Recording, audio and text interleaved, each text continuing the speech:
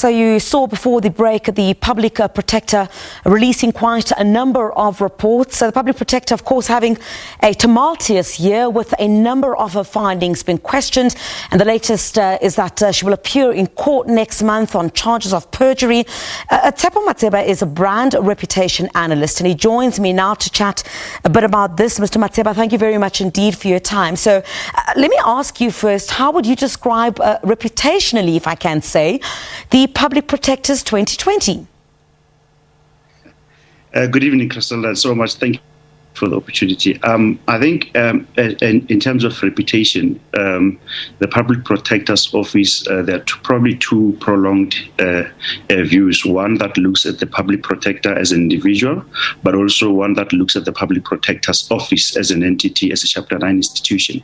And if we start with the entity itself, despite the work that the entity has done and the reputation it has gained over a period of time, over years, in fact, this is the fourth Public Protector. So despite that work, the office, one would say that it is reputationally been seen and interpreted by many people who see the work of the Public Protector in an adverse light, given the number of judgments that negative or adverse findings that were established against the Public Protector. I think the individual, it may well be that there are political views, and it's very difficult to often separate an individual from the office that they hold. But the essence of it is that this Public Protector's Office reputationally is facing significant challenges. And I want to talk a bit about that. I was yet to ask you whether you could separate the two, the Public Protector as a person and the Chapter 9 institution itself. But if you look at the image of this Chapter 9 institution, what does it do for the reputation of this Chapter 9 institution? I agree with you that, yes, indeed, a lot of work has been done in that particular institution. But for the image, given the legal blows that we've seen take place? Remember, a brand is a promise fulfilled. Now, the Public Protector's Office says that they are promised to be a catalyst for change in pursuit of good governance. Now, whether you can match the outcomes of investigations and the work that they've been doing, most recently, particularly with the brand promise, I think there is sometimes to an extent a bit of a mismatch, because when we talk about reputation, we talk about the perceptions, how people perceive you, not necessarily the facts or the merits of the various investigations. And in terms of perceptions, the judgments in the public domain and what we read, and if you go and Google whether you find positive or negative views from different segments, not just from the media, because it's very easy to actually target the media and say the media hate us. But actually, if you go and check, you may find that perceptually and reputationally, the position of this office and of the Public Protector are in a very, very difficult position, despite, of course, some positive developments recently.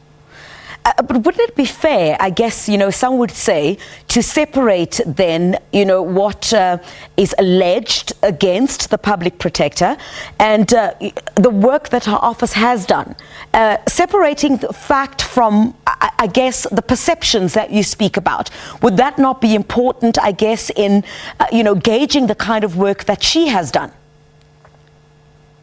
Yeah, look, in the world of reputation, we also think carefully about facts, but we also think about objectivity. Yeah. However, we know from the stock markets and trade, if you trade on the stock markets, that markets actually don't operate only on merits and facts. They make analysis, and they really, really depend on perceptions. And it is the perceptions that have actually created great brands, but there are perceptions as well that have damaged many, many brands, especially when people perceive one's office or an individual who runs an office to be acting not in line with the values of that institution. Now, if you look at the Public Protector, one of the values they talk about is impartiality and transparency, and they say that we'll make all decisions based on objective criteria. Now, in the eye, it may well be, as I say, that all investigations are done in an objective manner and through a robust criteria. There's probably no doubt, because this is not an individual's office. In fact, there are very many competent people in that office. But at the same time, it is that very same office and its leadership, including the public protector herself as a person, to recognize that you can't be the public protector online and then when you get home that you're not the public protector. Because I could be sitting with you at a bar and I could say something negative that impacts the organization or the office that I hold adversely, and therefore you cannot be, it's very often not possible or practical to separate or take the individual completely out of the organization that they represent.